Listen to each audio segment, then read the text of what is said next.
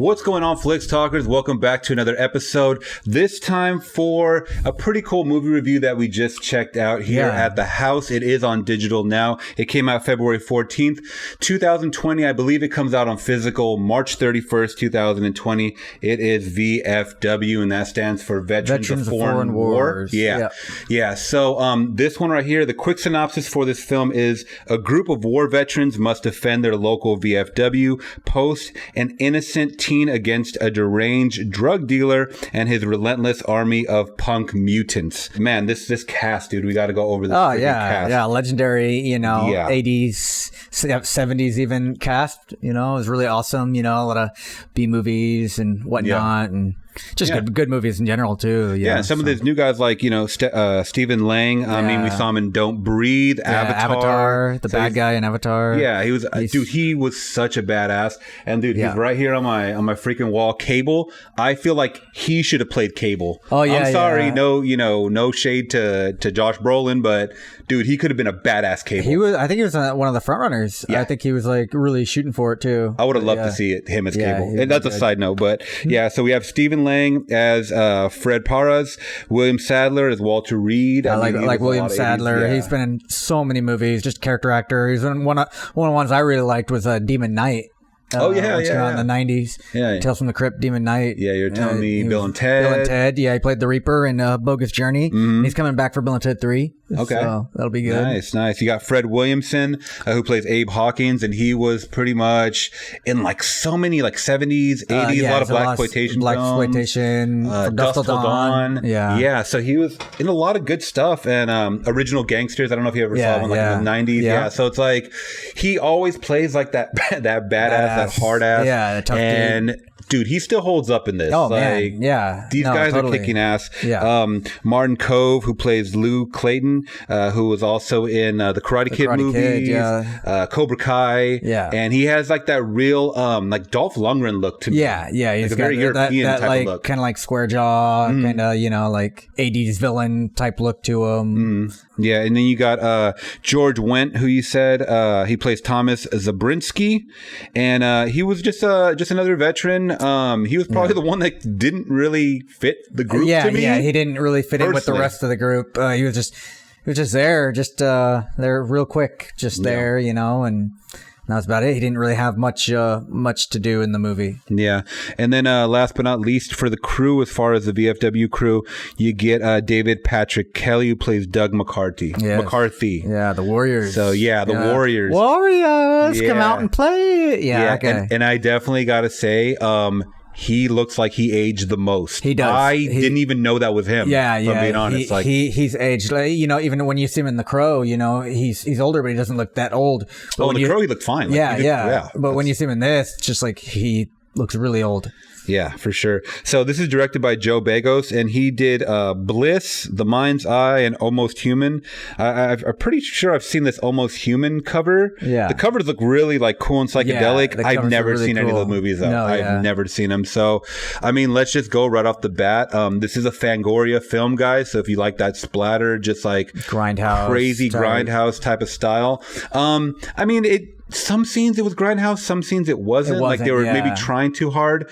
But right off the gate, I thought it was an okay movie. It had its pacing issues. For the most part, it was like a lot of old men just like arguing with each other. Yeah. And that's what kind of like give it a little dislike for me, but I mean, it's straight up like my alley as far as like if you like Hobo with the Shotgun, totally, those zombie type of flicks, with just outbreak type of shit, just bizarre stuff. Like it gives a real 80s feeling, especially I really love the music. The music was like a character in itself. It's that throwback. It's like a real Carpenter-esque, like sounds like something John Carpenter would have, in his movies, like a They Live or Assault on Precinct 13, Escape, movies. It's got that like synth wave kind of, electronic that, it's a Terminator right there. Yeah. Like. And I've noticed that that a lot of like the newer type films that are trying to do this grindhousey style, they'll go to synthwave automatically. Yeah. That'll kind of be their go-to, and that's totally fine. I just wish they wouldn't have so much shaky cam. Like in the 80s, they didn't have that much shaky cam. Like unless it was like a POV shot of like a zombie attacking you or something like that. Yeah. This one had way too much shaky. That's what kind of didn't feel grindhousey to me. Yeah, there was a lot of shakiness to it. Like especially in the fight scenes. You know. Yeah, and one my biggest complaint for the movie was it was really, really dark. And I'm not saying like it was a dark movie, like a dark premise Tone or anything like that. But it was just like I had a really hard time seeing like the first 30 minutes of it. I was like squinting and I was like, wait, who just died? Who just got killed? What just happened? You know, it's like, who is that? I had no idea because it was like I was like looking and I had a really hard time seeing. Granted, I had a skylight and maybe this, but I had a really hard time. Like, no, I was watching this too with a lot of lights on and stuff, and I was like, it was very hard to see what was going on. You had a lot of scenes where multiple guys are attacking, each VFW member, so you didn't know who got stabbed, or who got shot or whatnot. I kind of was like questioning, like at the end of the movie, oh, that guy gets stabbed or he gets shot or whatnot. But I thought the practical effects were amazing. Like I said, I mean, this does take place at night. At the ending, it kind of like dawn happens. But super dark movie. Practical effects were really cool. There was a couple headshots that like they blew up and no blood came out. Right at the beginning when the girl was getting attacked, this guy's head blew up and I didn't see any blood come out. It was just like a foam head. It reminds me of the Office. Threat level midnight. Yeah, when they're doing the movie when Toby's head blows up. They just keep repeating it. Yeah, it was exactly like that, and I was like, you could have threw like some splatter effects in there or something, so I mean, they tried super hard. There was a couple of kills that were definitely on point, so I give them props in that sense. But I haven't seen a movie like this where you get a ragtag bunch that all came back from Vietnam. They're all like veterans, of course. Vietnam, Korean War. Korean War, exactly. And they're pretty much just celebrating Fred, who's Stephen Lang's character. Is it Stephen Lang or Stephen Lang? Stephen Lang. Okay, I could never know with the P in there. No. Stephen Lang, his birthday, and they keep making that apparent. They want to take him out to like a strip club afterwards. Yeah, they want to take him to a club. But some shit happens, and they get thrown into like this drug retrieval, I guess. They're trying to, this gang is trying to retrieve these drugs who run like a building full of just junkies everywhere, which are like the mutants. I don't know why they would say mutants. I don't know why they were called mutants. They were just like really strung out on this whatever drug it was. I think it was just drug for the movie. Yeah. But it was like the super drug and whatnot. And I thought it was cool. It was they called it Hype. Yeah. I forget the full name of it, but it was like the short street name was Hype. Maybe they say they're mutants because like when they do the drug, they're like tolerable to pain and stuff like that, and they just keep going forward and doing everything they can to get that drug. So maybe that's why. I thought that was a cool part too, is because you can just like mow down all of these, freaking crazy drugged out people and not worry about getting bit or anything. Like in zombies, you have to worry about getting bit or scratched. Infected, with this one, you could just mow them down and just like go crazy. No, totally. And I thought it was cool too, is it kind of like got a little Home Alone-esque, where they started like making the baseball bat and traps. Yeah, and stuff. That was really cool. The stuff that like the spikes that swing, off the thing when they hit the wire and whatnot. It was really I still don't understand the tennis ball thing. That was you're right. That was never used, was it? No, they used it one time. Did they? Like he threw it in the room and like it just blows up. Oh, okay. Like there was like 3 guys that got blown up, but it was a golf ball. It was a tennis ball, I think, filled with I guess alcohol. Oh, okay. And there was like just little matchsticks in there, and I guess somehow that creates a bomb.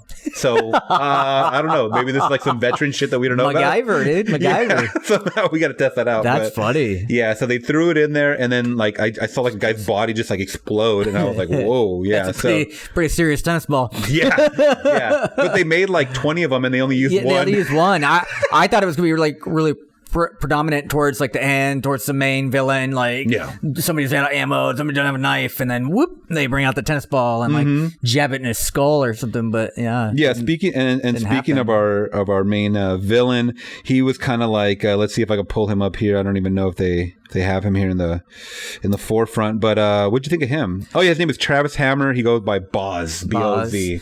Yeah, he was. I mean, I don't know. I felt like he didn't really fit the main villain type. It was just It was all right. He was all right. Yeah, he was kind of annoying. Yeah. He was just someone that was kind of like the drug lord, and he had a bunch of henchmen, henchwomen, and he was just there to retrieve his drugs. He had like a crazy like leather jacket that's with all the studs and spikes and whatnot. Yeah, Rob Halford. Once again, these guys freaked out. Yeah, these guys were like trying way too hard to make it really grungy and like edgy and stuff like that, and it wasn't really hitting the mark for me. And did you ever see Turbo Kid? Yes. Okay, so that it kind of felt like little Turbo Kid-ish. Yeah. Where I understand.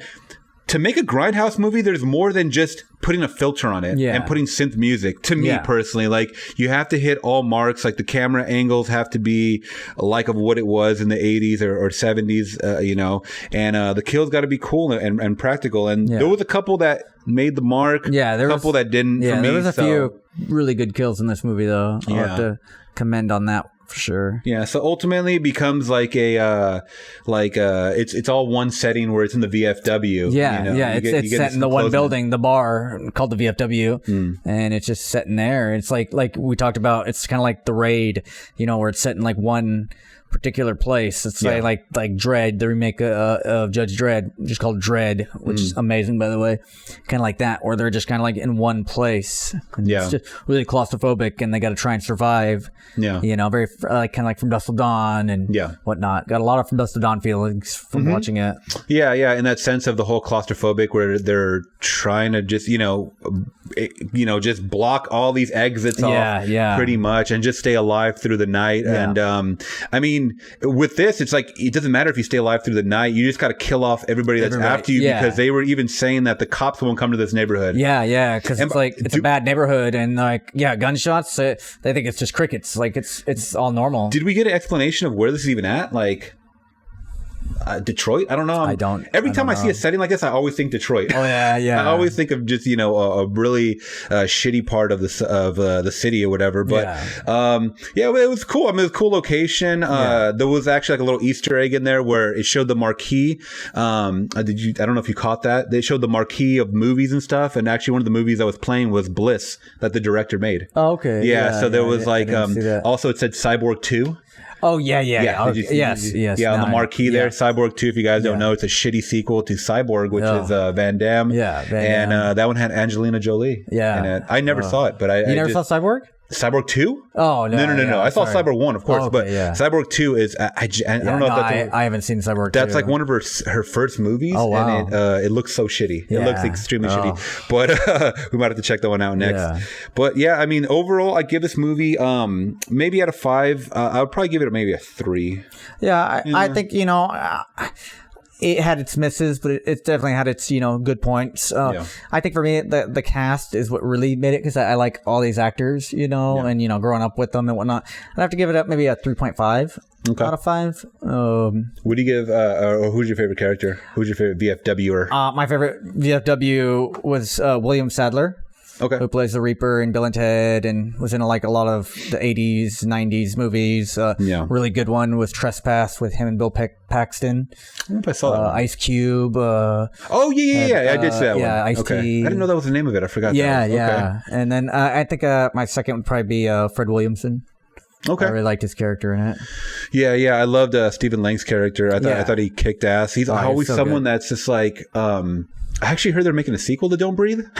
Yeah, I heard recently, that too. Recently, I mean, if you guys have seen Don't Breathe, you guys know it leaves off on kind of like a cliffhanger type of deal. So I thought he was cool in that. I thought he was great in Avatar. Like I said, I thought he should have been Cable in Deadpool. Mm-hmm. He's great in this, and I liked them all. Stephen Lang was amazing. He was really good. It's kind of shitty that some of these it seems like a lot of these actors are getting more work later in life. And it's like, if they would have took a chance on maybe, putting them in earlier in life, or if these guys would have started earlier in life. I don't know how long Stephen Lang's been even doing movies. I'm not I just remember seeing him in Avatar. That was the first time I saw him. And he was old already then. So it's cool. He was, I'm sorry, I didn't mean to cut you off. He's actually was in Tombstone. That's right. Kurt Russell and I did see Kilmer and all that. I don't remember him in the movie. No, but I just remember him on the credit. Obviously he's got a big beard. He played the coward guy.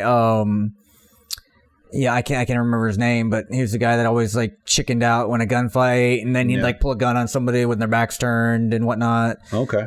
Yeah. So a yellow belly. I don't know if that was it. Yeah, yellow belly. I don't know if that was his first movie, but yeah, I remember him predominantly. He was in Tombstone. Yeah, I definitely did see that on the IMDb credit. But yeah, I mean, if you guys are into this type of grindhousey style Fangoria movies, or if you guys are looking for like a late night, it seems like a late night, like just with the friends. Yeah, just chill, have a beer, maybe. Have a couple snacks, whatnot. Yeah, and just just have fun with it. And it doesn't take itself seriously at all. Do not take it seriously. Yeah, you're not watching like a really good horror movie or a really good like serious like on the edge of your seat. It's just a fun kind of like movie, just a little grindhouse movie. And these guys seem like they were a good bunch together. I thought they were pretty good. I mean, they were always talking about the good old days, especially Sadler's character always talking, he gave a big old story about just like a Vietnam story or whatnot. How they became friends and how they got in each other's platoon. That's right. They've been like best buddies ever since. And so I mean, it was cool. It was a little believable. There was a couple side characters that I didn't really care for. There was the main girl that was like that stole the coke. I didn't really care for her. I didn't care for her. Nah, she didn't really do anything for me. Anything, really in the movie. No, except cause them all to die. Pretty much. Yeah, pretty much. Spoiler, but yeah. So I guess on that note, anything else you want to say about VFW coming out March 31st, 2020? I'd say definitely check it out. I'd say it's worth a check out if you're into like the whole 80s vibe, and if you're into the grindhouse. I'm not gonna say it's the best grindhouse movie or horror movie, whatnot, but it's a fun movie. I'd recommend seeing it. Yeah. So. For sure. Yeah. All right, guys. On that note, we're going to leave it off. And let us know if you guys have seen VFW in the comments below, if you guys are planning to check it out. I think it actually got a limited release on Valentine's Day as well. Yeah, the perfect Valentine's Day movie. Oh, dude, totally. Right? I mean... It's really romantic. You have that. You have Sonic. I mean, come on. Who's marketing these fucking movies? Yeah, seriously. Holy hell. Yeah, definitely check it out, guys. Once again, it is coming out March 31st, 2020 on physical. It'd probably look a lot better maybe on Blu-ray or I don't know. It was just a super dark movie. It was really really dark, and some of the they could have lit it up a little better. Some of the scenes, like I said, I was like, who just got stabbed?